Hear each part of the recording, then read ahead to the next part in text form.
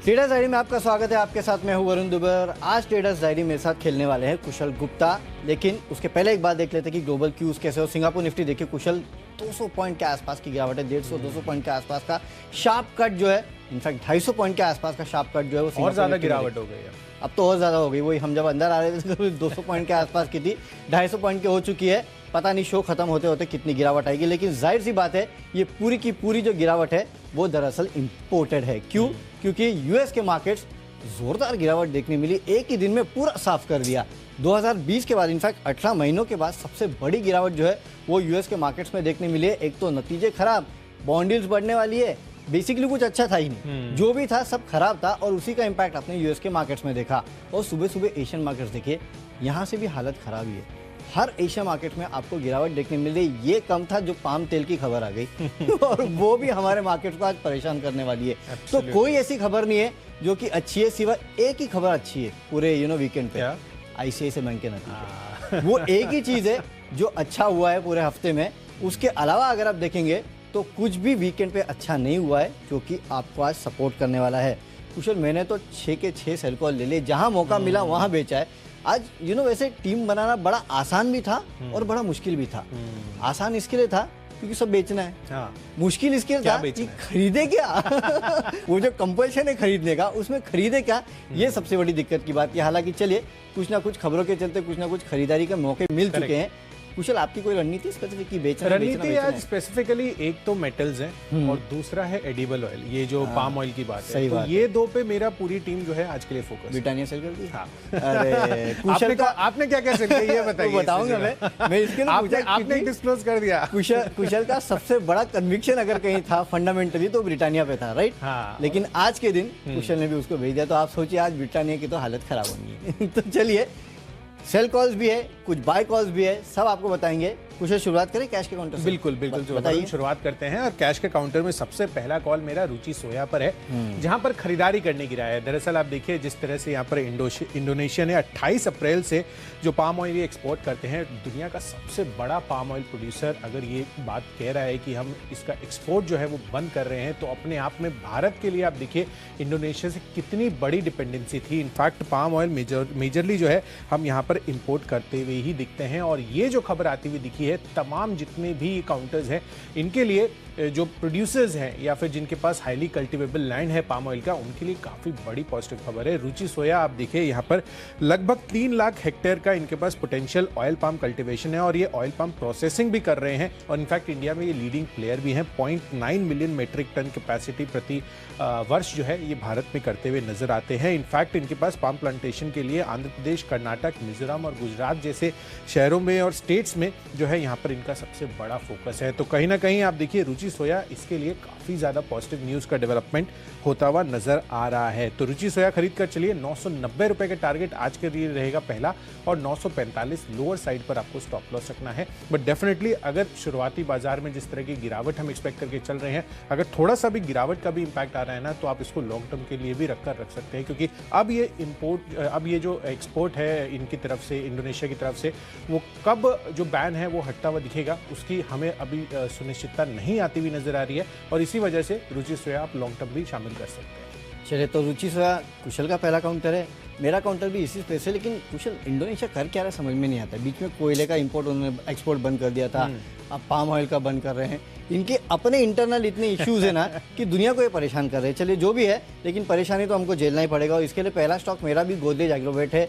कुशल ने आपको जो बात बताई कि जिस तरह से इंडोनेशिया से एक्सपोर्ट बंद कर दिया है पाम ऑयल का, उसका इंपैक्ट देखने मिलेगा। तो रुचि सोया एक कंपनी है, जाहिर सी बात है। दूसरी जो कंपनी है जो कि इस पूरे पाम ऑयल क्षेत्र में सबसे बड़ा कारोबार करती है वो है गोदरेज एग्रोवेट। इनफैक्ट इस कंपनी की कुल आय में से 18% और पीबीटी में करीब 65% के आसपास का योगदान जो है वो केवल पाम ऑयल से ही आता है। जाहिर सी बात है इसका इंपैक्ट जो है आज आपको गोदरेज एग्रोवेट पे भी देखने मिलेगा। 515 के इनिशियल लक्ष्य के लिए खरीदारी कीजिएगा। 485 का आपको एक स्ट्रिक्ट स्टॉप लॉस भी रखना है। तो चलिए, जो सबसे बड़ा कन्विक्शन वाला स्टॉक था ना जिसमें खरीदारी करना है, वो तो हमने आपको कैश में बता दिया।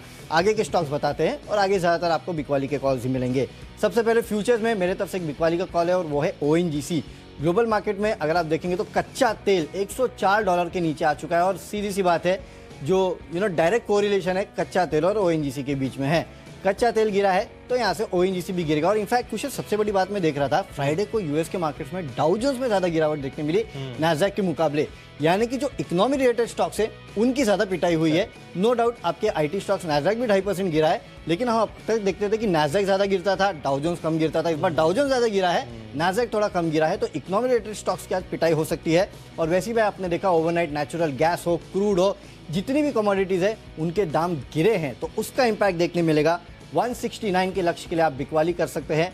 स्टॉप लॉस काफ़ी छोटा मैंने दिया है, क्योंकि अगर चल गया तो फिर दिन में ये गिरेगा नहीं, इसके लिए 176 का आपको स्टॉप लॉस रखना है। तो कुशल, मैंने तो सेलिंग की शुरुआत कर दी है, आप बताइए क्या बेचेंगे? बिल्कुल, और बेचने की शुरुआत मैं भी करना चाहूँगा, और उसमें पहला स्टॉक है GCPL का, जहाँ पर बिकवाली करने की राय है।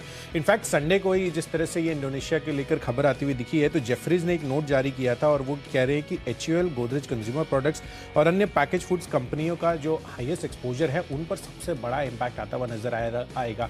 इनफैक्ट शुक्रवार के सत्र में HUL में ऑलरेडी हमें 3-3.25% की गिरावट देखने को मिल चुकी थी, तो इस वजह से गोदरेज कंज्यूमर प्रोडक्ट्स जो कि इतना नहीं टूटता हुआ नजर आया था, मुझे लग रहा है कि आज यहाँ पर और कंपेरेटिवली ज्यादा फॉल आती हुई नजर आ सकती है, जिस तरह से न्यूज डेवलपमेंट हो रहा है पाम ऑयल के एक्सपोर्ट को लेकर। तो कहीं ना कहीं इस वजह से गोदरेज कंज्यूमर प्रोडक्ट, रुचि सोया तो खरीदना है, पर GCPL आपको बेचकर चलना है, क्योंकि बड़ा जो पाम ऑयल इंपोर्ट होता है यहाँ पर सोप, शैम्पूज वगैरह का प्रोडक्शन के लिए सभी FMCG कंपनियों पर दबाव आज आपको देखने को मिल सकता है।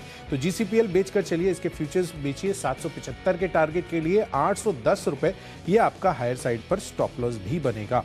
चलिए बढ़ते हैं अपनी अगली कैटेगरी जो है ऑप्शंस की, और जैसा कि मैं आपको बता रहा था कि यहाँ पर जो पाम ऑयल है उसके साथ साथ मेरा फोकस मेटल स्पेस पर है। यूएस में मैं देख रहा था कि जो Dow Jones US iron and steel index है वहाँ पर आपको 5.5% तक का कट आता हुआ नजर आया था शुक्रवार के सत्र में। और हिस्टोरिकली भी अगर हम देखें तो जब भी यूएस मार्केट्स में इतनी बड़ी फॉल आती है तो उसमें मेटल स्पेस जो है काफ़ी हैविली पार्टिसिपेट करता हुआ नजर आता है, मेटल या फिर IT। बट इस बारी लार्जली मुझे लग रहा है कि मेटल स्पेस में जिस तरह की गिरावट रही है, इनफैक्ट मैं वीकेंड के दौरान रिबार के प्राइसेस भी चेक कर रहा था, वहां पर भी 4 से 5% की गिरावट हमें देखने को मिली है। तो उस वजह से मुझे लग रहा है कि अगर आप देखें तो इंडियन स्टॉक मार्केट में भी जो मेटल काउंटर्स है वहां पर भी आपको कमजोरी शुक्रवार के सत्र में भी आती हुई नजर आई थी, और ये फॉलो ऑन मूव जो है आपको आज के सत्र में भी आता हुआ नजर आ सकता है। तो GSPL सबसे हाई बीटा काउंटर है मेटल स्पेस में, इसको शॉर्ट कर चलिए पुट ऑप्शन खरीद कर। 540 रुपए का जो पुट ऑप्शन है, आपको प्राइसिंग भी अभी सस्ती मिल जाएगी क्योंकि मंथली एक्सपायरी के हम करीब आ रहे हैं। 9.5 रुपए के आसपास का प्रीमियम है इसका। 18 रुपए के टारगेट के लिए खरीदारी कीजिए, 7 रुपए लोअर साइड पर छोटा सा स्टॉप लॉस लगाकर आप इसमें बिकवाली कर सकते हैं। ओके, तो चलिए ऑप्शंस में बिकवाली का कॉल है कुशल की तरफ से, और एक मेटल काउंटर है मेरे तरफ से। ऑप्शंस में एक IT काउंटर है इन्फोसिस, यहाँ पे आपको पुट ऑप्शन खरीदना है। 1580 का पुट ऑप्शन खरीदना है, 25 के लेवल के लिए 70 रुपये का स्टॉप लॉस रखना है। आपने देखा कि ओवरनाइट ADR GDR में अच्छी खासी गिरावट देखने मिली, और वैसे भी आजकल मार्केट की गिरावट में सबसे आगे अगर कोई होता है तो वो IT स्टॉक्स होते हैं। 2.5% के आसपास नैस्डैक में गिरावट देखने मिली, इसका इंपैक्ट देखने मिलेगा। इसके लिए इन्फोसिस का पुट ऑप्शन जो है वो आपको खरीदना है 1580 का। अगला हमारा जो कैटेगरी है वो है टेक्निकल कैटेगरी, और टेक्निकली मुझे एक स्टॉक पसंद आता है बेचने के लिए, वो है श्रीराम ट्रांसपोर्ट। यहाँ पे अगर आप देखेंगे तो फ्राइडे के ट्रेडिंग सेशन में करीब 3.5-4% के आसपास की गिरावट हुई थी। जाहिर सी बात है मार्केट की गिरावट के साथ जोरदार गिरावट जो है यहाँ पे ऐसे हाई बीटा काउंटर्स में देखने मिलती है। इसके लिए श्रीराम ट्रांसपोर्ट के फ्यूचर्स में आप बिकवाली करके चल सकते हैं। 1075 के लक्ष्य के लिए स्टॉप लॉस रखना है 1120 का। बिल्कुल, तो चलिए इनफैक्ट श्रीराम ट्रांसपोर्ट पर तो फोकस रखना ही है। जिस तरह से टेक्निकल चार्ट स्ट्रक्चर खराब लग रहे हैं, एक और काउंटर है और वो भी मेटल स्पेस से है जहां पर चार्ट स्ट्रक्चर कमजोर लग रहा है, और फंडामेंटल फैक्टर मैंने आपको JSPL को लेकर ऑलरेडी बता दिए हैं। तो JSW स्टील JSPL के साथ साथ भी आज आप बेच कर चलिए, यहां पर भी गिरावट का रुझान साफ तौर पर नजर आ रहा है, और वैसे भी अगर आप देखें तो बाजारों का मूड माहौल जो है खराब साइड पर ही देखने को मिल रहा है। तो 703 रुपए के टारगेट के लिए यहां पर भी आपको बिकवाली करनी है, हायर साइड पर 732 रुपए का आपको स्टॉप लॉस बनाकर चलना है। हमारी अगली कैटेगरी जो है वो है फंडा पिक, और फंडा पिक पहले कुशल से जान लेते हैं। कुशल बताइए। देखिए फंडा पिक में वरुण मैंने स्टॉक चुना है वोल्टास का। आप देखिए लगातार ये हमारे फोकस पर बना हुआ है। इनफैक्ट जो कूलिंग स्टॉक्स है सारे के सारे मेरे रेडार पर बने हुए हैं। पहले भी मैंने आपको ट्रेडर्स डायरी में बताया था इन सभी स्टॉक्स के बारे में, और इस बार ही इनके लिए एक और खबर भी डेवलप हो रही है। फंडामेंटली तो स्टोरी स्ट्रांग है, डबल डिजिट ग्रोथ की एक्सपेक्टेशंस हैं, प्राइस अब्जॉर्प्शन भी हो रहा है, जो भी ये लोग प्राइस इंक्रीज करते हुए नजर आ रहे हैं क्योंकि डिमांड काफी स्ट्रांग है। अब यहाँ पर खबर ये आ रही है कि टी रो प्राइस एसोसिएट्स ने यहाँ पर लगभग 0.108% हिस्सेदारी खरीदी है। कुल शेयर्स के हिसाब से बात बात करेंगे तो ऑलमोस्ट 3.5 लाख शेयरों की खरीदारी की है इन्होंने 21 अप्रैल को ओपन मार्केट से। तो इस वजह से मुझे लग रहा है कि वोल्टास पर आज अच्छी तेजी देखने को मिल सकती है, बट डेफिनेटली आप इसको थोड़ा सा लॉन्ग टर्म बना के चलिए, क्योंकि आज हो सकता है कि बाजार की गिरावट में यहाँ पर आपको वोल्टास पर भी इंपैक्ट नजर आता हुआ दिखे। तो निचले स्तरों पर अच्छी खरीदारी के मौके बन सकते हैं, और जो अप्रैल से जून वाली अर्निंग्स है उसका आप वेट करिए, वहां पर अच्छा रिएक्शन आपको देखने को मिल सकता है, क्योंकि सेल्स रिफ्लेक्शन जो है आपको इस Q1 की अर्निंग्स में रिफ्लेक्ट होती हुई नजर आएगी। तो 2 से ढाई महीनों का यहाँ पर एवरेज होल्डिंग पीरियड रखिए, 20 से 25% के रिटर्न आपको कंफर्टेबली यहाँ पर देखने को मिल सकते हैं। कंजर्वेटिव बेसिस पर 1400 रुपए के टारगेट आपको वोल्टास दिखा सकता है। चलिए, मेरे तरफ से फंडा पिक एक बैंकिंग काउंटर है और वो है एक्सिस बैंक का काउंटर। यहाँ पे आपको खरीदारी करके चलना है। देखिए, आईसीआईसीआई बैंक के जो नतीजे आए हैं वो काफ़ी बेहतरीन है। नेट इंटरेस्ट मार्जिन जो है वो ऑल टाइम हाई पे पहुंच चुका है। ग्रॉस एनपीएस में अच्छी खासी दबाव कमी देखने मिली है, और प्रॉफिट जो है उसमें अच्छी खासी बढ़ोतरी देखने मिली। तो हर पैरामीटर पे अगर आप देखेंगे तो आईसीआईसीआई बैंक के नतीजे जो है वो अच्छे हैं। आज अगर बाजार का मूड अच्छा होता ना तो हो सकता है कि आईसीआईसीआई बैंक आपको 4-5% ऊपर दिखता, लेकिन क्योंकि बाजार का मूड खराब है, हो सकता है कि इसके लिए शुरुआत में आपको थोड़ी बहुत गिरावट देखने मिले, उसके बाद तेजी आएगी। इसके लिए आपको क्या करना है, बाय ऑन डिप्स करना है। 800 के आसपास, मेरे ख्याल से 780 के आसपास ट्रेड कर रहा है। हो सकता है शुरुआत में 5-10 रुपये गिरे एक्सिस बैंक भी। अगर गिरता है तो निश्चित तौर पे आप खरीदारी कीजिएगा, उसके बाद आपको दिन के दौरान 800 के आसपास के लेवल देखने मिल सकते हैं। फंडामेंटली स्ट्रॉन्ग काउंटर है, कोई भी दिक्कत है नहीं। बाजार के मूड के साथ थोड़ा गिरेगा तो बाय ऑन डिप्स की स्ट्रैटेजी जो है आज आपको एक्सिस बैंक में करनी है। अगली कैटेगरी है आईपीएल स्टॉक, और आईपीएल स्टॉक में मैंने एक स्टॉक चुना है नियोजन केमिकल। देखिए, केमिकल स्टॉक जो है उन्हें पिछले कुछ दिनों से रह के तेजी भी आ रही थी, और ये कंपनी जो है अच्छा खासा R&D कर रही है और साथ ही साथ काफ़ी बड़ा केपेक्स भी कर रही है। इनफैक्ट मैं कुछ रिपोर्ट्स पढ़ रहा था जिसमें इन्वेस्टेक की एक रिपोर्ट है जो कि काफ़ी बुलिश साउंड कर रहा है इस काउंटर पे। इनफैक्ट वो पूरी रिपोर्ट मैंने पढ़ी और समझ में आता है कि यहाँ से एक बड़ी तेज़ी के लिए काउंटर जो है वो तैयार हो रहा है। कंजर्वेटिवली मैंने फिर भी 1850 के आसपास के टारगेट दिए हैं। अगर जो इनके प्लान से वो फ्रुक्टिफाई होते हैं तो शायद ये 2000 के लेवल के भी ऊपर जा सकता है। इस तरह के पोटेंशियल इस काउंटर में है। इसके लिए खरीदारी करके चलेगा। 1850 के लेवल 4 से 6 महीने में ये काउंटर आपको दिखा सकता है।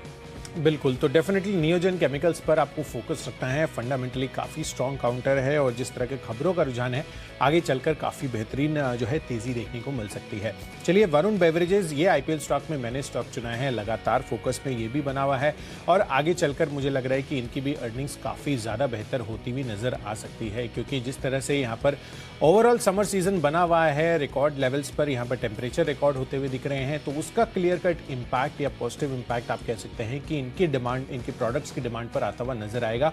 और इसी वजह से मुझे लग रहा है कि आप इसको होल्ड कर चल सकते हैं। 3 महीनों का होल्डिंग पीरियड रखिए। 1250 रुपए के टारगेट आपको यहां पर भी कंफर्टेबली देखने को मिल सकते हैं। तो यहां की मौजूदा भाव से भी 200 से 250 रुपए की तेजी आपको इस स्टॉक पर भी आती हुई नजर आ सकती है। चलिए, बढ़ते हैं अपनी अगली कैटेगरी जो है न्यूज के दम पर और खबरों के दम पर। मैंने स्टॉक चुना है ब्रिटानिया का। ये ऑलरेडी वरुण ने आपको शो की शुरुआत में डिस्क्लोज कर दिया था, बट यहाँ पर रीजन जो है ये क्लियरली है। जेफरीज के नोट के हिसाब से भी आप देखिए, यहाँ पर HUL GCPL का तो बड़ा फोकस है ही, साथ ही अन्य जो ब्रोकरेज हाउसेज है वो ब्रिटानिया को भी इसमें शामिल करते हुए नजर आ रहे हैं कि इनके मार्जिन्स पर भी बड़ा प्रेशर पड़ता हुआ दिख सकता है, जिस तरह से पाम ऑयल एक्सपोर्ट का जो बैन है वो इंडोनेशिया ने लगाया है। तो ब्रिटानिया भी फोकस में रहेगा, यहाँ पर भी बिकवाली कर चलिए। शुक्रवार के सत्र में आई थिंक यहाँ पर बहुत ज़्यादा फ्लैट मूवमेंट ही हमें देखने को मिला था, तो गिरावट अभी भी ड्यू है इस खबर पर, तो यहाँ पर इसको बेचकर चलिए। 3250 रुपए का टारगेट रखिए, 3400 रुपए हाई साइड आपका स्टॉप लॉस रहेगा।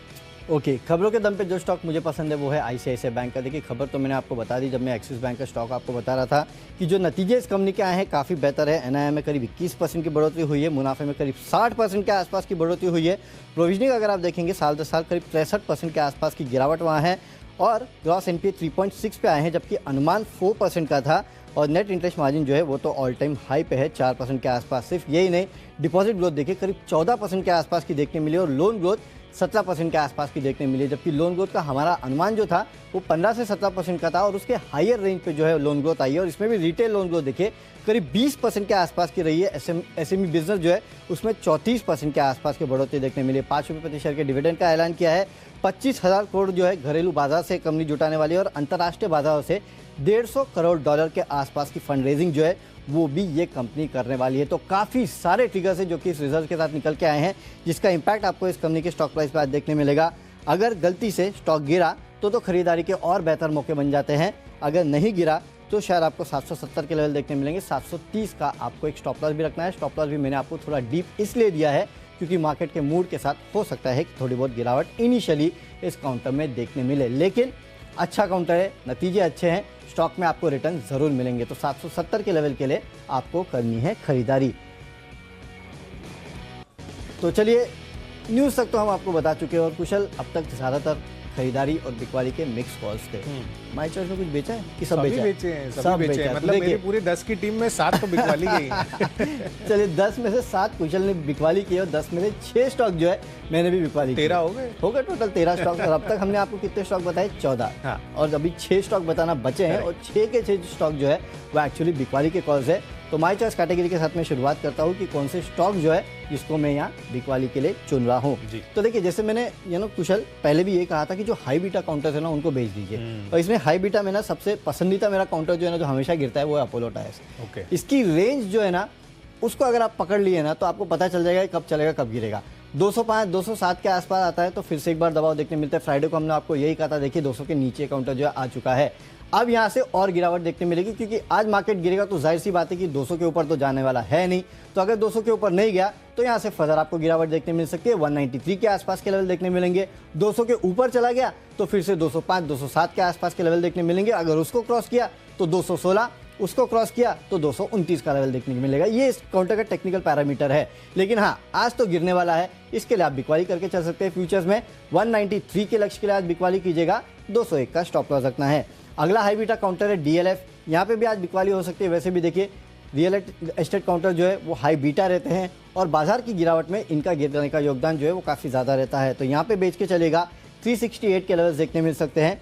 383 का आपको एक स्ट्रिक्ट स्टॉप लॉस भी रखना है। और आखिरी काउंटर है LIC हाउसिंग फाइनेंस। यहाँ पे आप बिकवाली कर सकते हैं। वैसे ICICI बैंक के नतीजे आए तो मूड माहौल तो अच्छा रहना चाहिए, लेकिन नो डाउट ये भी एक हाई बीटा काउंटर और मार्केट की गिरावट के साथ सबसे आगे रहता है। इसके लिए आपको यहाँ बिकवाली करके आज पोजीशन बनानी चाहिए। 363 के लेवल्स के लिए 378 का आपको स्टॉप लॉस रखना है। तो तीनों कॉल जो मैंने माई चॉइस में दिए हैं, इनका फंडामेंटल से कोई लेना देना नहीं है। ये प्योर मार्केट की गिरावट के साथ प्ले करने वाले स्टॉक्स है। कुशल, आपकी कौन सी स्टॉक्स है? बिल्कुल, तो मेरा स्टोरी जो है यहाँ पर फंडामेंटल पर भी है, क्योंकि शुक्रवार की सुबह को हमने आपको बताया था कि किस तरह से अल्कोआ में जिस तरह की 16-17% की गिरावट आई है, उसके क्या कारण है और उस वजह से हिंडाल्को, नाल्को जैसे स्टॉक्स पर कितना बड़ा इंपैक्ट पड़ सकता है। इनफैक्ट हमने देखा ही फ्राइडे के सत्र में जिस तरह का मूव था, यहाँ पर 5-5.5% की गिरावट हिंडाल्को पे आती हुई नजर आई थी और 3-3.5% गिरा था नाल्को। इस बार मैं देख रहा था कि फ्राइडे के सत्र में भी ऑलमोस्ट 5 से 6% तक की गिरावट, इनफैक्ट अल्कोआ में जो क्लोजिंग हुई है 6.69% की गिरावट के साथ होती हुई दिखी है शुक्रवार के सत्र में भी। तो 17% गिरने के बाद और 6 से 7% का कट वहां पर आता हुआ दिख रहा है। और वैसे भी ग्लोबल मूड माहौल कमजोर है। In fact iron and steel index मैंने आपको बताया कि 5.5% की गिरावट दिखा रहा है। तो उस वजह से मेरे को लग रहा है कि जो एल्यूमिनियम रिलेटेड काउंटर्स हैं वहां पर फिर से आज के सत्र में दबाव आ सकता है। तो इसलिए हिंडाल्को पहला माई चॉइस कैटेगरी में बेचकर चलना है 495 के टारगेट के लिए। 523 हायर साइड पर आपका स्टॉप लॉस रहेगा, इसका फ्यूचर्स बेचिए। और साथ ही नाल्को यहां पर भी बिकवाली कर चलिए। 110 रुपए के टारगेट के लिए 119 रुपए हायर साइड पर आपको इसमें भी स्टॉप लॉस लगाकर चलना है। और एक और स्टील काउंटर मेरी तरफ से, जहां पर काफी दिनों के बाद ये रेडार पर आता हुआ नजर आया है। चार्ट स्ट्रक्चर भी काफी वीक लग रहा है, 1.5 से 2% तक की गिरावट के साथ क्लोजिंग हुई थी। तो सेल पर नजर रखिए। अगला स्टॉक और आखिरी स्टॉक है माई चॉइस कैटेगरी में सेल का, जहां पर बिकवाली करनी है। 100 रुपए के नीचे 97 रुपीज के आसपास की प्राइसिंग यहां पर हम टारगेट बनाकर चलते हैं, पर 104 रुपए हायर साइड पर स्टॉप लॉस है। तो दोनों तरफ रिस्क रिवॉर्ड सिमिलर फ्रंट पर है, बट माई चॉइस कैटेगरी में मेटल काउंटर्स मुझे बिकवाली के आज के सत्र में लग रहे हैं। चलिए, तो स्टॉक्स की सूची पूरी हो चुकी है। फटाफट एक बार देख लेते हैं रिकैप। कैश का काउंटर है जहाँ पे आपको खरीदारी करना है, वो है गोदरेज एग्रोवेट का। जिस तरह से पाम ऑयल के एक्सपोर्ट्स पे इंडोनेशिया ने कहीं ना कहीं बैन लगाया, उसका इंपैक्ट इस पे देखने मिलेगा। फ्यूचर्स में ONGC बेच के चलेगा। ऑप्शंस में इन्फोसिस का 1580 का पुट ऑप्शन खरीदना है 25 रुपये के लक्ष्य के लिए। टेक्निकली श्रीराम ट्रांसपोर्ट फ्यूचर्स में आपको बिकवाली करना है, काफ़ी कमज़ोर लग रहा है फंडामेंटली। लेकिन एक्सिस बैंक में आपको करनी है खरीदारी, क्योंकि ICICI बैंक के जो नतीजे आए हैं उसका इंपैक्ट देखने मिलेगा। IPL स्टॉक है नियोजन केमिकल, यहाँ पे आप खरीदारी करके चलेगा। 1850 के लेवल 4 से 6 महीने में काउंटर आपको दिखा सकता है। खबरें ICICI बैंक में है, नतीजे अच्छे हैं, इसके लिए आपको खरीदारी करना है 770 के लक्ष्य के लिए। माई चॉइस में अपोलो टायर्स के फ्यूचर में कीजिएगा बिकवाली, DLF के फ्यूचर में बिकवाली करना है और LIC हाउसिंग फाइनेंस में भी आपको करनी है बिकवाली। आज मार्केट के मूड और माहौल के साथ इन स्टॉक्स में हो सकती है गिरावट। और आज का मेरा बेस्ट पिक एक बिकवाली का कॉल है और वो है ONGC। वैसे ही मार्केट का मूड और माहौल खराब है और साथ ही साथ कच्चे तेल में गिरावट भी हो चुकी है, तो उसका दोहरा इंपैक्ट जो है आज आपको ONGC में देखने मिलेगा। बेच के चलेगा 169 के लेवल्स के लिए, 176 का रखना है स्ट्रिक्ट स्टॉप लॉस। चलिए, पाम ऑयल की खबर पर रुचि सोया ये स्टॉक है जहां पर आपको खरीदारी करने की राय है। 990 रुपए के टारगेट के लिए खरीदारी कर चलिए। साथ ही फ्यूचर्स में GCPL, यहां पर पाम ऑयल का असर जो है इनके मार्जिन्स पर भी पड़ता हुआ नजर आ सकता है, तो यहां पर इसको भी बेचकर चलिए। इनफैक्ट ऑप्शंस और टेक्नो कैटेगरी में 2 मेटल काउंटर, इनफैक्ट JSPL और JSW स्टील आपको बेचकर चलना है। In fact Dow Jones US iron and steel index लगभग 5% से ज्यादा गिरता हुआ नजर आया शुक्रवार के सत्र में। फंडामेंटली वोल्टास अच्छा लग रहा है, अगले 2 महीनों में 1400 रुपए के टारगेट दिखा सकता है। साथ ही IPL स्टॉक में वरुण बेवरेजेस पर नजर रखिए, 1250 के लक्ष्य यहां पर भी कंफर्टेबली हासिल हो सकते हैं। खबरों के दम पर ब्रिटानिया भी बेचकर चलिए। जिस तरह से पाम ऑयल की खबर आती हुई दिखी है, तो सेंटिमेंटली सारी की सारी FMCG कंपनियों पर आज गिरावट देखने को मिल सकती है। तो 3250 रुपए के टारगेट के लिए बिकवाली कर चलिए। और माई चॉइस कैटेगरी में हिंडाल्को, नाल्को और सेल, ये 3 काउंटर आपको बेचकर चलने हैं। और इन सब में आज का मेरा बेस्ट पिक है ब्रिटानिया पर। शुक्रवार के सत्र में ऑलमोस्ट फ्लैट बंद होता हुआ नजर आया था, और जिस तरह से पाम ऑयल की खबर आती हुई दिखी है, उसका क्लियर कट नेगेटिव इंपैक्ट आपको ब्रिटानिया पर बड़े लेवल पर आज देखने को मिल सकता है। तो 3250 रुपए के टारगेट के लिए यहां पर बिकवाली कर चलिए। तो चलिए, स्टॉक्स तो कुछ हमने बता दिए और ज़्यादा से ज़्यादा आज बिकवाली के कॉल्स है। तो मतलब आज तो हमारी मार्केट की हालत खराब है। जो ग्लोबल जख्म मिला है, जख्म, उसके ऊपर पाम ऑयल का तड़का 200 से शुरुआत की थी जब हमने शो की शुरुआत की थी। SGX 272 के आसपास की गिरावट अब देखो SGX निफ्टी में देखने मिली। यानी कि जैसे जैसे दिन आगे बढ़ रहा है वैसे वैसे मार्केट में गिरावट और देखने मिली। इसके लिए मैं कह रहा हूँ कि ग्लोबल जख्म पर आपको पाम ऑयल का तड़का लगने वाला है, यानी कि जोरदार गिरावट के लिए आपको तैयार होना है। लेकिन ये गिरावट आई क्यों है ग्लोबल मार्केट्स में, इंडियन मार्केट्स पे इसका कितना इंपैक्ट है और कौन से लेवल्स आज इंपॉर्टेंट रहेंगे, ये सब जानने के लिए सीधे चलते हैं शेयर बाजार लाइव में, जहां पे अनिल सर हमारे साथ जुड़ने वाले हैं। फिलहाल दीप जुड़ चुके हैं। गुड मॉर्निंग दीप। तड़के के साथ थोड़ा और नमक भी डाल देते हैं। पूरा ट्रेडिंग हफ्ता है, 5 दिन ट्रेड करना है। मंडे की शुरुआत है और जैसा आप दोनों बता ही रहे थे, काफी कमजोर संकेत आ रहे हैं। देखते हैं कहां बनेंगे मौके, किस तरह की होगी शुरुआत और क्या करना है आपको। करते हैं इसकी तैयारी। आइए शुरुआत करते हैं शेयर बाजार लाइव की हेडलाइंस के साथ।